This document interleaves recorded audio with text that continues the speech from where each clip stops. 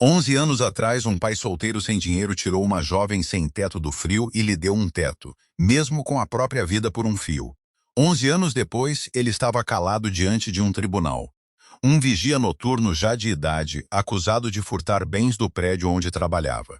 Quando a juíza se preparava para ler a sentença, e todos acreditavam que a esperança dele havia se esgotado, as portas do tribunal se escancararam. Uma mulher de terno de advogada entrou, os olhos vermelhos, fitando o homem que a criara. Onde ela tinha estado? A chuva caía forte na noite em que Heitor Amaral viu Larissa pela primeira vez. Ele voltava a pé de um turno duplo no cais de carga. O casaco encharcado, contando as poucas moedas que sobravam no bolso, tentando decidir se dariam para comida ou para a conta de luz. A rodoviária ficava mal iluminada na esquina da rua, e sob a marquise uma jovem estava agachada contra a parede, os joelhos junto ao peito, tremendo tanto que o corpo inteiro parecia sacudir. Não devia ter mais de 24 anos, embora a fome tivesse afinado os traços do seu rosto. A maioria das pessoas passava sem diminuir o passo. Heitor diminuiu. Ele tinha perdido a esposa 4 anos antes, quando os dois ainda eram jovens o bastante para acreditar que as piores coisas só aconteciam com os outros.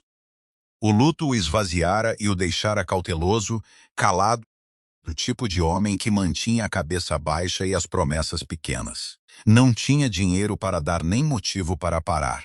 Mas havia algo no modo como aquela mulher encarava o asfalto molhado, como se já tivesse decidido que o mundo nunca mais olharia para ela, que o impediu de simplesmente seguir andando. Ele se agachou ao lado dela e perguntou quando tinha comido pela última vez. Ela não respondeu de imediato. O nome dela, contou por fim, era Larissa Prado. Não tinha família que quisesse citar, nem lugar para onde ir. Heitor tinha um quarto pequeno, um colchão, uma chapa elétrica de cozinha e o casaco que vestia. Tirou o casaco e colocou sobre os ombros dela, e o gesto surpreendeu mais do que a ela, porque ele não tinha planejado aquilo. Ficaram ali mais um tempo sob a marquise, dois estranhos ouvindo a chuva. Depois ele se levantou, estendeu a mão e disse que tinha um chão seco onde ela podia dormir. Pelo menos até decidir o próximo passo. Ela olhou para a mão dele por um longo instante, antes de aceitar. O que devia ser uma noite virou uma semana, e a semana virou algo que nenhum dos dois disse em voz alta, mas que os dois começaram a construir. Heitor pegava qualquer trabalho que a cidade oferecesse a um homem com as costas ruins e sem diploma. Carregava caixas antes do amanhecer, lavava louça depois da meia-noite, aceitava o que a agência de temporários ligasse oferecendo. Vivia cansado de um jeito que morava fundo nos... Mas, pela primeira vez desde a morte da esposa, havia um motivo para voltar para casa. Larissa cozinhava o pouco que tinham e fazia render. Aos poucos, o quarto deixou de parecer um lugar de passagem. Ele descobriu que ela era afiada de um jeito que nunca tivera espaço para crescer. Lia tudo que havia no apartamento 2 vezes, depois passou a trazer livros que outras pessoas tinham jogado fora. Quando comentava as notícias ou discutia um ponto de vista, fazia isso com uma lógica limpa e teimosa capaz de encurralar um homem adulto. Heitor sentava à mesinha e havia desmontar uma ideia pedaço por pedaço. E pensava, não pela primeira vez, que o mundo quase deixara algo raro congelar até a morte encostado numa parede de rodoviária. Nunca disse isso a ela. Não era homem de falar essas coisas com facilidade. O que ele dizia mais de uma vez vinha nas noites em que o dinheiro estava mais curto e o orgulho dela começava a doer. Dizia que gentileza nunca era motivo de vergonha, que quem estende a mão no frio não faz nada de tolo, custe o que custar. Dizia porque acreditava e porque queria que ela levasse essas palavras mais longe do que ele jamais poderia.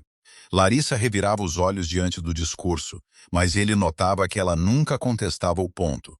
Em algum lugar dentro dela, ele percebia, as palavras iam criando raiz. Os anos que aqueles dois passaram juntos foram pobres, e foram bons.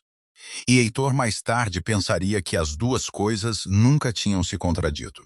Larissa terminava todo o curso que fazia em primeiro lugar. Quando as cartas começaram a chegar, envelopes grossos com selos de universidades que ele só tinha visto na televisão, ele lia cada uma de pé junto ao balcão. os óculos de leitura baixos no nariz, movendo os lábios sobre as palavras. Ela tinha ganhado uma bolsa, e não uma pequena.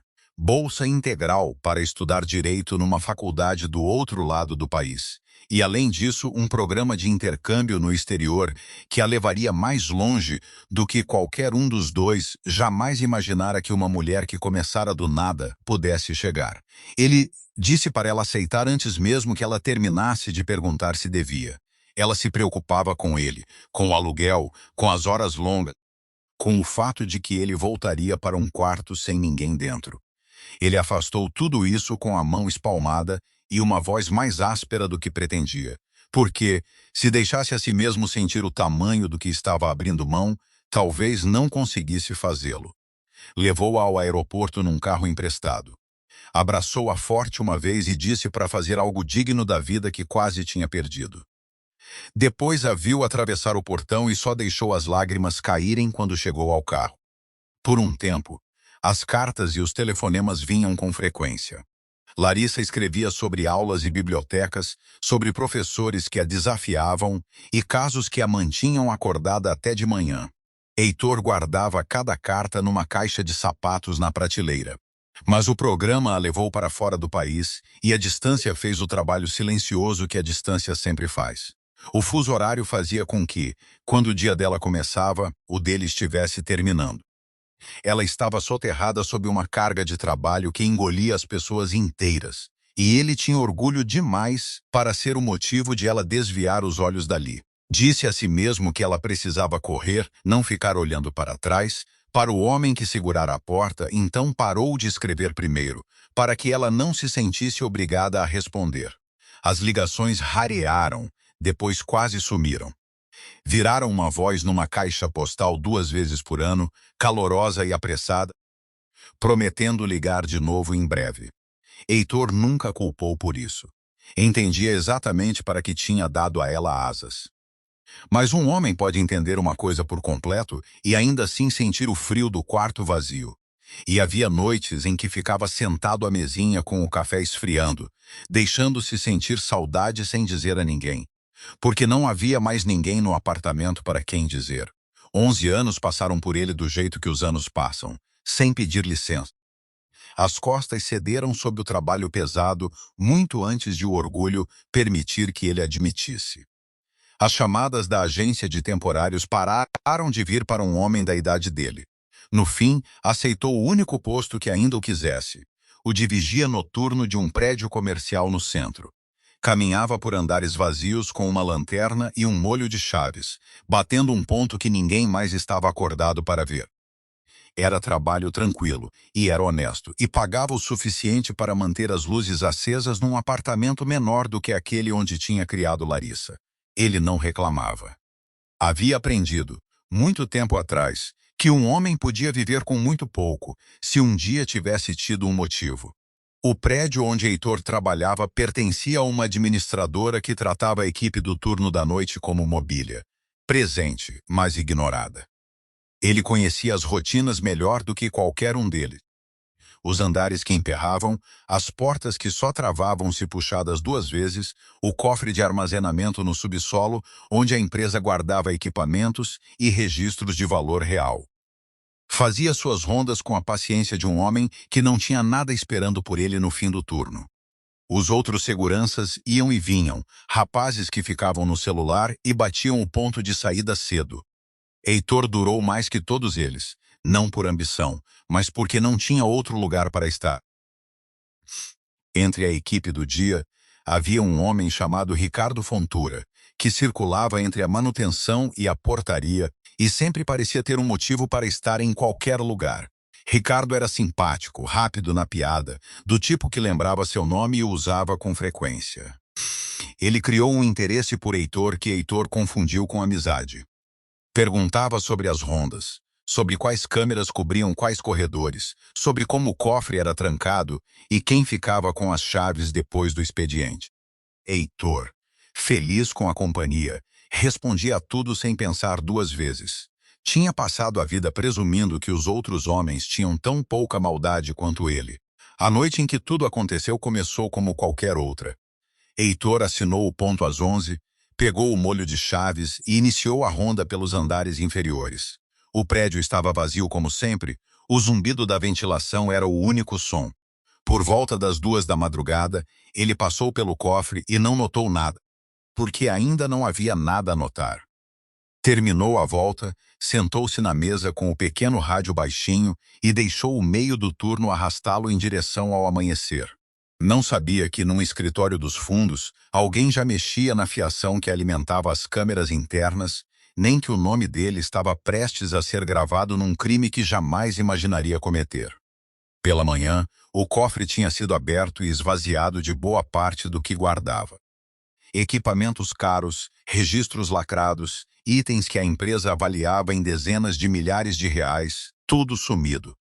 E quando os técnicos recuperaram as imagens de segurança para entender como isso acontecera, encontraram um vazio limpo, um trecho de sinal morto que cobria exatamente a janela em que o furto ocorrera. As câmeras tinham sido desligadas por dentro, de propósito e com competência. A única gravação que sobrou mostrava os corredores antes e depois. E nesses corredores, fazendo sua ronda comum, estava Heitor Amaral, o último homem registrado perto do cofre antes de a escuridão engolir a imagem. A administradora não esperou para ouvir a história inteira. Naquela mesma tarde, Norberto Salgado, o gerente predial, chamou Heitor para uma sala de reuniões vazia e dispôs os fatos diante dele como uma conclusão já fechada. Heitor estava de plantão. Heitor conhecia o cofre. Heitor tinha estado por perto. As câmeras que deveriam inocentá-lo tinham apagado justo no turno dele, e para homens em busca de uma resposta simples, aquela escuridão parecia culpa. Salgado disse que ele estava demitido, com um efeito imediato, e que a polícia já havia sido acionada. Heitor sentou-se com as mãos espalmadas sobre a mesa e disse a única coisa que sabia dizer, que não tinha feito aquilo. Ninguém na sala pareceu ouvi-lo. A notícia correu pelo prédio mais rápido do que a verdade jamais correria. Os seguranças mais jovens, que tantas vezes tinham batido o ponto cedo e deixado a Lavon Noile no passado, como se o homem em quem se apoiaram por anos sempre tivesse sido um estranho. Alguns diziam que sempre acharam estranho um homem daquela idade num emprego assim. Outros não diziam nada, o que de certo modo era pior. A história em que todos se acomodaram era fácil e cruel. Um velho quebrado e sem saídas usara a confiança conquistada em anos para levar o que não era dele. Encaixava-se na forma das suspeitas deles, e ninguém quis ver além. Heitor voltou para o apartamento pequeno e sentou-se à mesa, com a caixa de sapatos de cartas antigas na prateleira acima dele, tentando entender como uma vida inteira de cuidado tinha chegado ali. Não tinha dinheiro para um bom advogado, e os que o tribunal lhe poderia oferecer estavam sobrecarregados com centenas de casos como o seu. Ligou para 2 advogados particulares, cujos honorários lhe foram lidos por telefone em números que ele jamais alcançaria.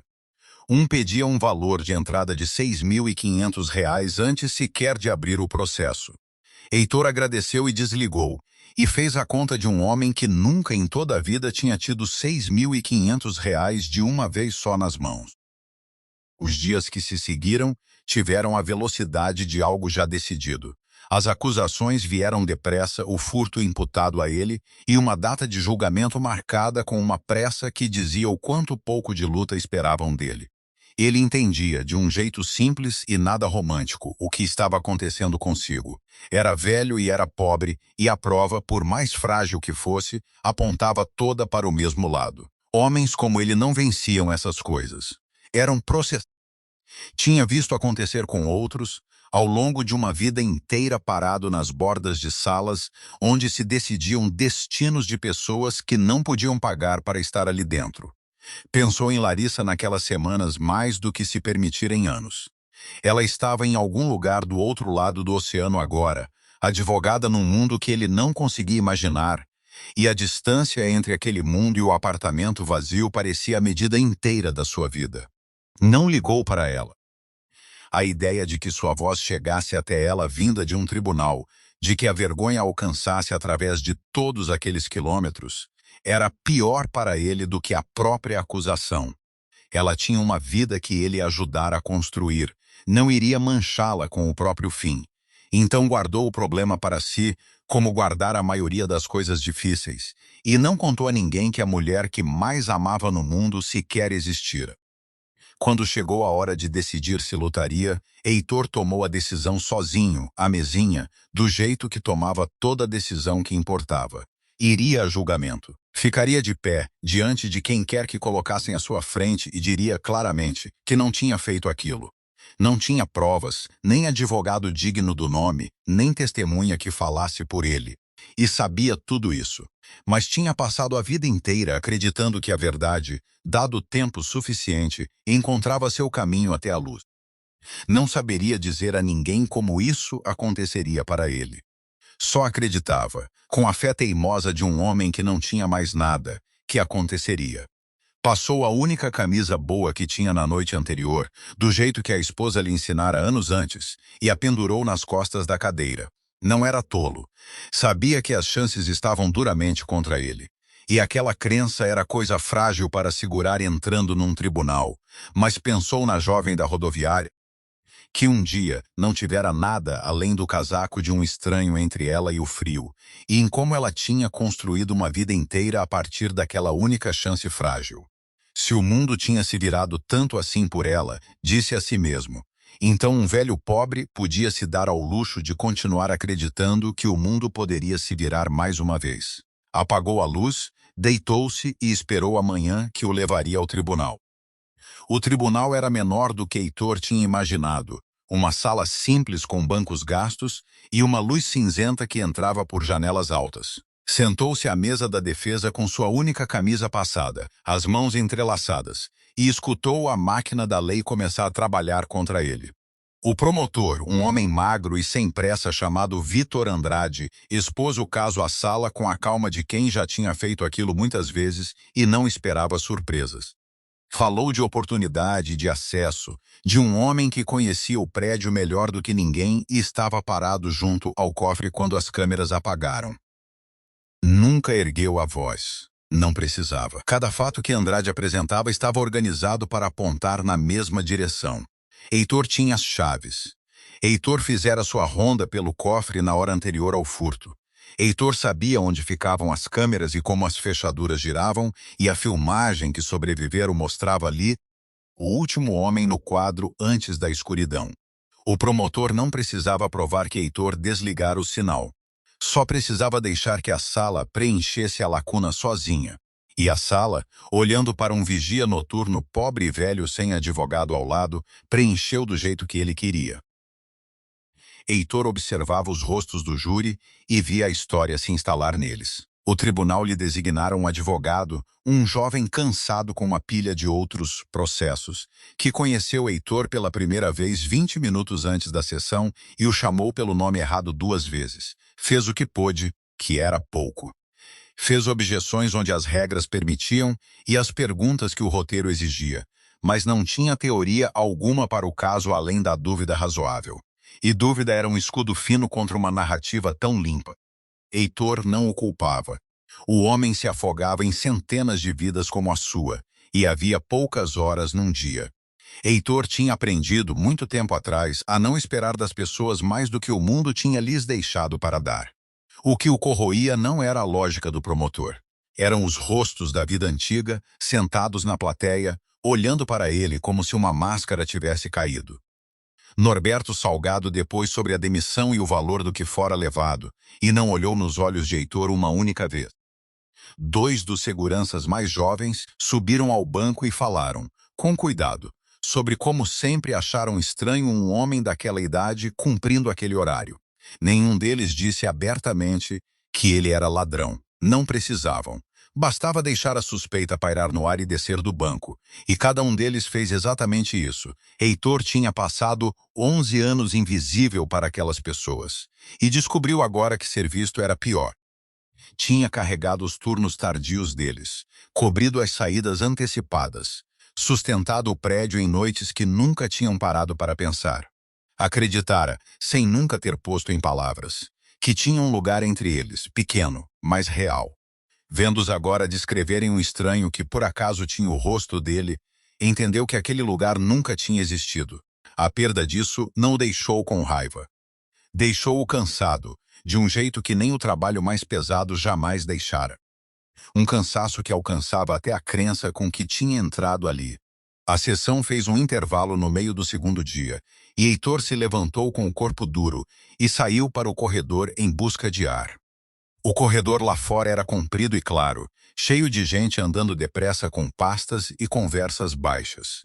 Ele ficou encostado na parede, do jeito que se encostara em 100 paredes na beira de salas que pertenciam a outras pessoas, deixando o barulho circular ao redor dele. E então, do outro lado do corredor lotado, uma mulher de terno escuro e bem cortado passou entre dois grupos de advogados apressados, e algo na linha do rosto dela atravessou os anos e o atingiu no peito. Ele conhecia aquele rosto. Tinha visto crescer da coisa fina e assustada da rodoviária até algo firme e nítido, e o reconheceria em qualquer lugar. Mas a mente protege um homem de esperanças grandes demais para sobreviver ao erro, e Heitor não deixou a si mesmo acreditar. Ela era advogada numa vida que ele não conseguia imaginar. Não uma figura naquele prédio cinzento no pior dia da própria vida dele. Disse a si mesmo que tinha visto uma estranha que carregava um truque de semelhança, como às vezes acontece com homens cansados e assustados. Olhou de novo e a multidão já tinha fechado o espaço onde ela estivera. Voltou para dentro e não disse nada a ninguém. Não a tinha imaginado.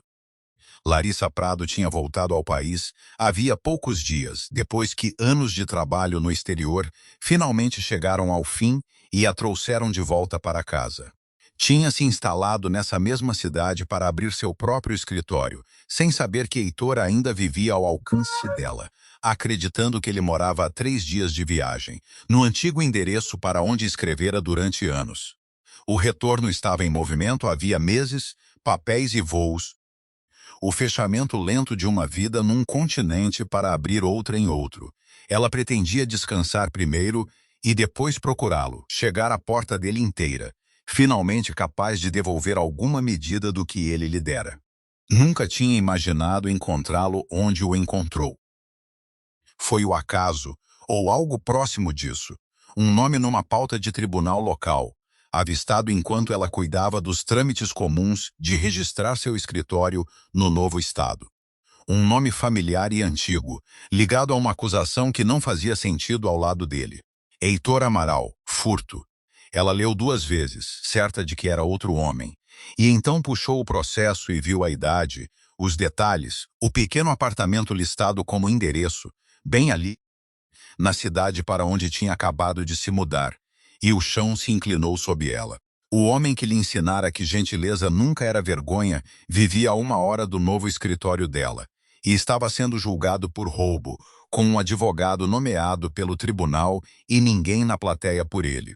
O primeiro impulso foi correr para o fórum e se jogar nos braços dele. Chegou até o corredor antes que uma parte mais fria e clara da mente a detivesse, a parte que ele mesmo tinha treinado nela sem saber. Ela entendia a forma daqueles casos. Entendia que um reencontro em lágrimas no corredor não mudaria nada nas provas, que se entrasse ali agora só com amor nas mãos, veria condená-lo do mesmo jeito e não teria nada para responder. Pior, sabia o que a visão dela poderia fazer com ele naquela sala, como poderia quebrar o resto da compostura que ele mantinha diante das mesmas pessoas que já tinham decidido quem ele era. Então fez a coisa mais difícil que o amor jamais lhe pedira. Virou as costas para as portas do tribunal, para o homem que atravessara um oceano para encontrar, e foi trabalhar.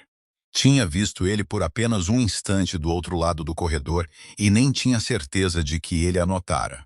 Teria que bastar. Se fosse voltar para a vida dele, não faria isso de mãos vazias e chorando. Faria com a verdade nas mãos, exposta de forma tão clara que ninguém naquela sala pudesse desviar o olhar.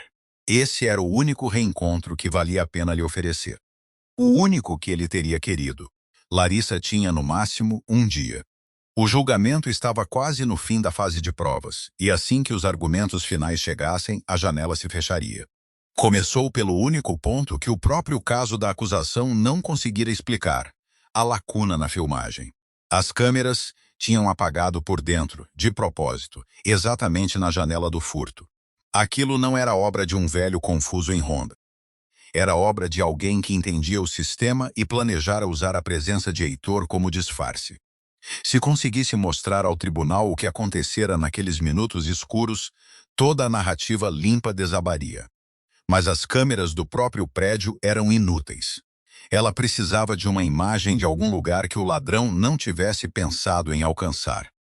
Passou as primeiras horas a pé, pelo quarteirão que cercava o prédio, a cabeça erguida, lendo linhas de telhado e portas, do jeito que um caçador lê uma linha de árvores. Do outro lado da rua e um lote adiante, ficava um casarão antigo convertido em escritórios particulares, com uma pequena câmera de segurança montada sobre a entrada, do tipo que um pequeno negócio instala e depois esquece.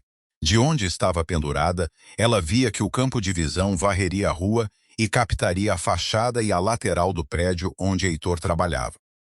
Se tivesse gravado na noite do furto, poderia guardar o que a filmagem apagada tinha destruído. Chegar até ela era outra questão. O casarão pertencia a uma pequena firma cujo gerente não tinha motivo algum para entregar gravações a uma estranha, e todo motivo para não fazê-lo. Larissa ficou na recepção apertada e argumentou do jeito que aprendera a argumentar, com clareza e sem súplica, explicando quem era, o que estava em jogo e o que a gravação poderia mostrar. O homem estava desconfiado. Disse que o sistema mantinha as imagens em loop e regravava por cima depois de um certo número de dias, e que a noite que ela procurava estava bem perto da borda dessa janela. Em poucas horas, disse ele, o que tivesse sido gravado ali teria sumido para sempre, apagado pelos dias seguintes. Saber que a prova estava se apagando sozinha enquanto conversavam deu um peso duro a tudo. Ela poderia ter saído para buscar uma ordem judicial e feito aquilo pelo caminho correto, mas a máquina de uma intimação levava dias, não horas, e o loop não esperaria a lei alcançá-lo. Contou ao gerente a verdade, que um homem bom, sem mais ninguém no mundo, seria condenado na manhã seguinte por algo que não tinha feito, e que a única prova de sua inocência estava num disco que se apagaria antes que qualquer ordem judicial pudesse chegar. Pediu para ele olhar a gravação com ela ali mesmo e decidir por si mesmo. Algo na simplicidade daquilo o comoveu, onde súplicas não teriam funcionado. Ele a levou a uma sala nos fundos, sentou diante do monitor e voltou a linha do tempo até a noite em questão, e os dois se debruçaram sobre a telinha, vendo a rua escura se resolver em forma. O ângulo da câmera era imperfeito e a luz fraca, mas captava a fachada e a lateral do prédio com clareza suficiente. Larissa acompanhou o carimbo de hora avançando em direção à janela do furto. Toda a atenção dela se estreitou no canto do quadro, onde ficava a entrada de serviço do prédio. O que a filmagem mostrou tirou o fôlego dela. Nos minutos em que o furto supostamente teria acontecido, quando a história da acusação colocava Heitor junto ao cofre, a gravação o mostrava longe dali. Capturou-o, em vez disso, através do vidro do saguão térreo, bem longe da entrada de serviço e do cofre lá embaixo, caminhando sua ronda lenta com a lanterna, exatamente onde um homem inocente em ronda estaria, e exatamente onde um ladrão não estaria. As câmeras internas desligadas tinham apagado o álibi dele. Essa câmera esquecida do outro lado da rua o tinha preservado. A lacuna que o condenara agora se tornava a coisa que o inocentaria, porque outra pessoa precisara daquela escuridão muito mais do que ele. E a filmagem guardava mais do que a inocência de Heitor. Enquanto Larissa deixava rodar, a lateral do prédio mostrou uma segunda figura, que se movia sem nenhuma da paciência lenta de Heitor, carregando itens por uma porta de serviço bem na janela em que o sinal interno tinha apagado. O ângulo e a luz fraca escondiam o rosto no início, mas a figura voltou ao quadro 2 vezes, e na segunda passagem o homem virou-se para a rua, e a câmera o capturou com clareza suficiente. Larissa congelou a imagem e olhou para um rosto ao qual ainda não conseguia dar um nome. Um homem que nunca tinha conhecido, carregando pela escuridão exatamente o que se acusava Heitor de ter levado. Fez uma cópia da gravação antes que qualquer coisa pudesse tocá-la. E então foi descobrir quem era o homem. O nome veio rápido. assim que ela soube onde procurar. Ricardo Fontoura circulava entre a manutenção e a portaria, um homem com acesso fácil aos sistemas do prédio e a fiação que alimentava suas câmeras. Um homem que passara semanas ela descobriria, fazendo perguntas cuidadosas a um vigia confiante sobre fechaduras, chaves e pontos cegos. Tinha dívidas que o cercavam e um plano que girava em torno de uma única coisa. Quando o cofre aparecesse vazio, haveria um culpado óbvio para apontar. Construíra todo o esquema em cima da presença de Heitor, contando que o mundo veria um vigia noturno idoso e não olharia além disso. Larissa sentou-se no carro com a gravação copiada, o nome e a forma de todo o esquema claros diante dela. E, por um instante, o peso disso pesou mais forte do que o alívio. Tinha encontrado a verdade, tinha encontrado a tempo, por poucas horas. Mas o julgamento tinha seguido em frente enquanto ela trabalhava. Em algum lugar da cidade, os argumentos finais estavam sendo feitos, ou prestes a ser, e a juíza logo levaria o caso ao seu fim. Ela tinha nas mãos a prova capaz de desmontar tudo o que a acusação construíra, e via correr diante de si o último tempo em que aquilo poderia importar. Ligou o carro e dirigiu em direção ao fórum mais depressa do que devia, a gravação segura ao lado, a mente já correndo à frente, para as portas que teria de atravessar, as objeções que teria de responder, a juíza que teria de convencer a interromper um veredito já em movimento. Era uma advogada entrando num tribunal onde não tinha protocolado presença nenhuma, num caso em que não constava em registro algum, carregando provas produzidas na última hora por uma mulher que era, em tudo que importava, filha do réu.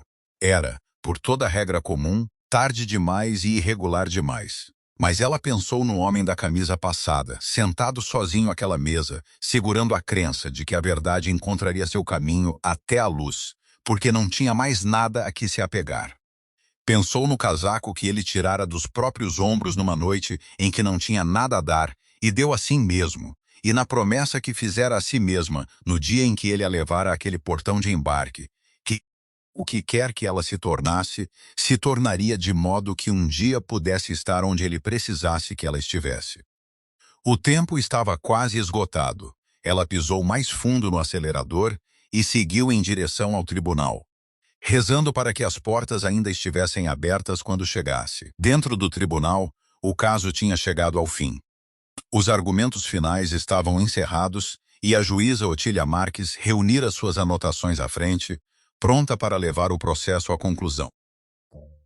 Heitor estava sentado onde ficara pelos 2 dias, as mãos entrelaçadas, a única camisa boa já amolecida, no colarinho pelas longas horas. Tinha parado de esperar qualquer coisa que pudesse salvá-lo. Fizera uma espécie de paz com a sala e com os rostos ali dentro, e esperava as palavras com a quietude de um homem que decidira encarar o que viesse sem vacilar. Não estava pensando no cofre, nem na filmagem, nem nos homens que se voltaram contra ele. Pensava, curiosamente, na chuva de 11 anos atrás e no peso do casaco deixando seus ombros. E em como pouco compreendera, naquele momento, que estava decidindo a forma do resto da própria vida. Tinha feito uma coisa boa numa noite fria, e isso lhe dera mais do que jamais esperara ter. Se o preço daquela vida fosse aquela sala e aquele fim, descobria que conseguia carregá-lo. Deixou um pequeno sorriso reservado atravessar o rosto, porque tinha vivido com decência, e nenhum veredito poderia voltar atrás e desfazer isso. A juíza Marques ergueu os olhos para proferir a decisão do tribunal, e no segundo antes de falar, as portas pesadas ao fundo da sala se escancararam. O som delas virou todas as cabeças na plateia. Uma mulher de terno escuro entrou depressa, uma pasta fina apertada junto ao corpo, e a voz dela cortou a sala antes que alguém pudesse detê-la. Excelência, por favor, espere. O oficial de justiça avançou em direção a ela, e ela não desacelerou, os olhos fixos na bancada, declarando o nome e pedindo, com clareza e urgência, um momento para ser ouvida antes que o tribunal encerrasse um caso prestes a condenar um homem inocente. Heitor virou-se na cadeira como um homem se movendo debaixo d'água.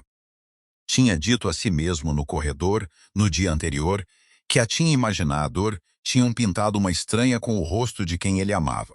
Mas não havia como confundi-la agora, parada no corredor daquela sala cinzenta, o queixo erguido, os olhos brilhantes e úmidos, a garota fina e assustada da rodoviária completamente desaparecida.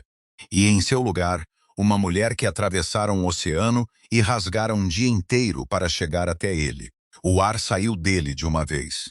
Agarrou a borda da mesa e simplesmente ficou olhando, incapaz de fazer a mente aceitar o tamanho do que os olhos diziam. A juíza Marques não era mulher que recebesse bem interrupções, e disse isso com aspereza, exigindo saber quem era aquela mulher e com que direito interrompia um veredito. Larissa não recuou diante disso. Declarou seu nome e sua condição de advogada, e disse ao tribunal que naquele mesmo dia tinha entrado em posse de uma prova que não estivera disponível para a defesa e que contradizia diretamente a versão construída pela acusação. Pediu ao tribunal a única coisa que ainda poderia ser concedida: uma breve suspensão antes da sentença, tempo suficiente para que aquela prova fosse vista. Não reivindicou lugar algum no processo. Pediu apenas que o tribunal olhasse antes de decidir. Andrade se levantou na hora, protestando contra a irregularidade daquilo, e tinha razão, por toda a regra comum de como essas coisas se faziam. Mas a juíza Marques tinha passado uma longa carreira aprendendo a diferença entre a manobra de um advogado e outra coisa qualquer. E havia algo no rosto daquela mulher, na urgência simples de sua voz, que a fez hesitar. Disse a Andrade que, seja qual fosse a relação da advogada com o réu, prova era prova, e o valor de uma gravação não crescia nem diminuía conforme quem a trazia à sala. Um veredito, uma vez proferido, era coisa difícil de desfazer. Uma prova não vista era coisa difícil de conviver. Pesou as duas coisas por um longo instante e então disse à sala que concederia um breve intervalo e ouviria o que a advogada trouxera, avisando que era bom que valesse a pena a interrupção. Reuniram-se em torno do monitor a juíza, o promotor e o advogado cansado nomeado pelo tribunal, que ainda não entendia sua sorte, e Larissa carregou a gravação que guardara desde a noite anterior. Narrou tudo com clareza enquanto passava, sem drama, deixando as imagens fazerem o trabalho. Mostrou-lhes o carimbo de hora fixado na janela do furto. Mostrou-lhes Heitor através do vidro do térreo, andando sua volta com a lanterna, bem longe da entrada de serviço e do cofre, exatamente onde a acusação jurara que ele não podia estar. A história limpa que preenchera a sala por 2 dias começou, silenciosamente, a desmoronar. O ar da sala mudou enquanto a gravação rodava. A plateia tinha ficado em silêncio, inclinada em direção à tela, e uma a uma certezas que se instalaram naqueles rostos começaram a vacilar. Norberto Salgado, que não olhara nos olhos de Heitor uma única vez do banco de testemunhas, assistia à gravação com uma quietude crescente. Os seguranças mais jovens, que tinham falado com tanto cuidado sobre um homem daquela idade cumprindo horários estranhos, agora olhavam para o mesmo homem, na mesma noite, fazendo nada além do seu trabalho honesto. Por 2 dias, todos tinham preenchido a escuridão com a pior coisa que conseguiam imaginar. Agora a escuridão tinha uma imagem dentro dela, e a imagem não era o que tinham dito a si mesmos. Então Larissa deixou a gravação rodar até a segunda metade e mostrou-lhes o resto: a lateral do prédio, a porta de serviço e a figura passando por ela nos exatos minutos em que as câmeras internas tinham apagado, carregando carga após carga do que o cofre continha. Congelou o quadro na segunda passagem, quando o homem se virara para a rua e o rosto ficou nítido na tela para toda a sala ver. Disse o nome no silêncio. Ricardo Fontoura, um homem com acesso para desligar as câmeras, dívidas que queriam o que o cofre guardava, e um plano que dependia de uma única coisa: que um velho vigia estivesse ali para levar a culpa. Expôs o resto sem desperdiçar palavras. As semanas que Fontoura passara extraindo os pontos cegos e as rotinas de chaves do prédio de um homem confiante demais para questionar por quê. Como tinha construído todo o esquema na certeza de que o mundo olharia para Heitor Amaral e não olharia além disso. A prova estava ali na tela, e nas cópias que ela entregou adiante, clara o suficiente para que ninguém na sala pudesse argumentar contra ela de outra forma. Andrade estudou a gravação por um longo momento e não fez objeção, porque não havia mais nenhuma a fazer. A história que passara 2 dias contando tinha um buraco agora que não podia ser fechado, e ele era, pelo menos, homem o bastante para reconhecer quando o chão sumia debaixo de um caso. Mas não foi a prova que finalmente abriu a sala inteira.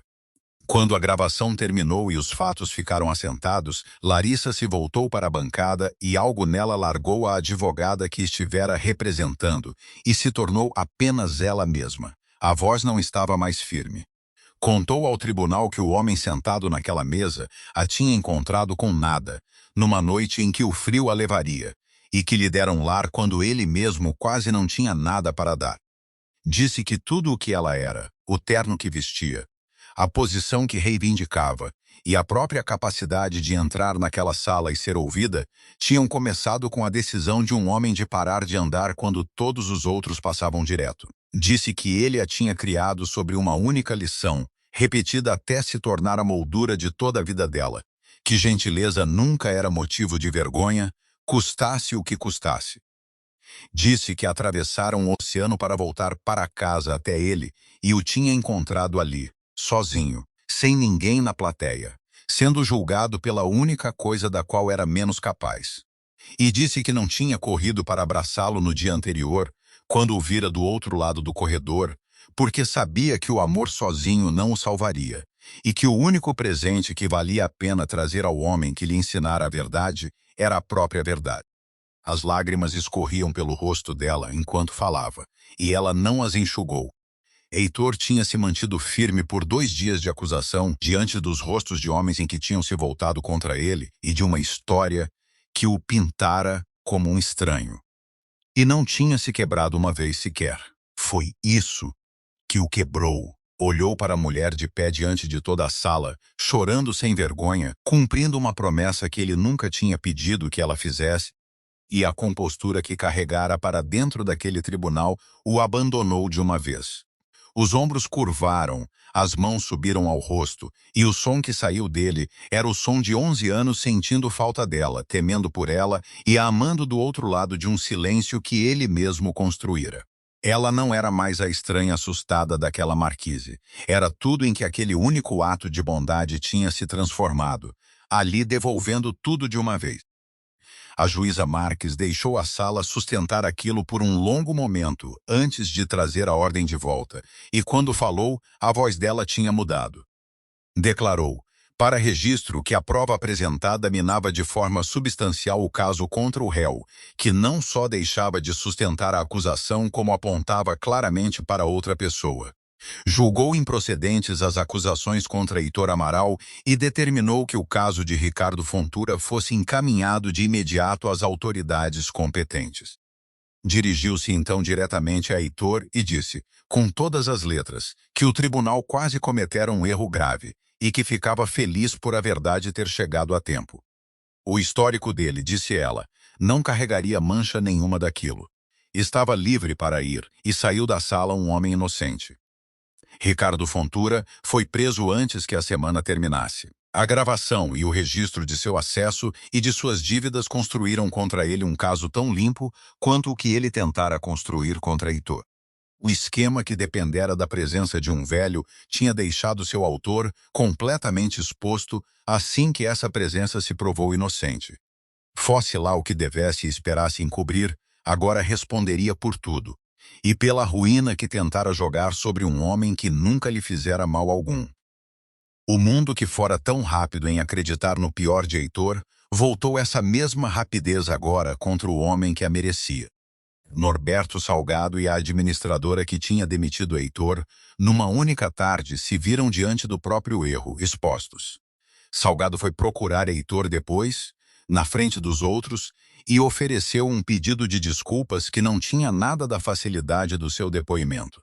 Admitiu que a empresa correra para a resposta mais simples porque era a mais barata, e que um homem bom quase pagara pela pressa deles. Heitor ouviu tudo sem amargura. Tinha aprendido, havia muito, a esperar pouco das pessoas para não se surpreender quando falhavam, e aprendido também, por tempo suficiente, a acreditar na coisa melhor, para não recusá-la quando finalmente vinha. A gratidão e os elogios que vieram depois recaíram, como acontece nessas coisas, sobre Larissa. As pessoas queriam fazer dela a heroína de tudo, a advogada brilhante, que chegara na última hora e resgatara um homem à beira do abismo. Ela não aceitou. Disse mais de uma vez, e sempre do mesmo jeito, que não tinha feito naquele dia nada além do que o homem daquela mesa lhe ensinara a fazer. Nunca virar as costas para alguém que um dia estendera a mão para ela. O mérito não era dela, dizia. Pertencia a um homem pobre que não pedira nada em troca na noite em que decidira parar. Quando a sala já tinha esvaziado quase por completo, os dois ficaram, por fim, no espaço entre as mesas onde toda a aprovação tinha se desenrolado. E não havia mais nada entre eles. Nenhuma distância, nenhum silêncio, nenhum oceano. Heitor abriu os braços e Larissa entrou neles do jeito que segurara a mão dele na rodoviária, sem guardar nada. E os anos que tinham crescido tão silenciosos entre eles se fecharam naquele único abraço. Ao redor deles, os últimos que tinham ficado para assistir formavam um círculo frouxo, e mais de um enxugava os olhos, porque tinham entrado naquela sala esperando ver um ladrão e saíam tendo visto algo completamente diferente. Nas semanas seguintes, Heitor deixou o posto de vigia noturno para sempre. Não havia mais necessidade dos andares vazios, da lanterna e do relógio de ponto que ninguém estava acordado para ver. E havia, pela primeira vez em 11 anos, alguém esperando por ele no fim do dia. Larissa instalou seu escritório na cidade e encontrou finalmente o tempo que antes não conseguira arranjar, e os dois começaram, aos poucos, a preencher os anos que a distância tinha levado. Ela o levava a jantares em que ele nunca teria gastado o próprio dinheiro. Caminhavam à noite sem lugar nenhum que precisassem estar e conversavam do jeito que costumavam conversar na mesinha, com facilidade, sobre tudo e sobre nada. No pequeno apartamento onde tinha criado Larissa, Heitor guardara uma coisa através de todas as mudanças e todas as estações difíceis, dobrada num lugar onde os anos não pudessem gastá-la. Era o casaco, o mesmo que tirara dos próprios ombros numa noite de chuva e pusera sobre uma estranha tremendo de frio. A primeira coisa que jamais lhe dera.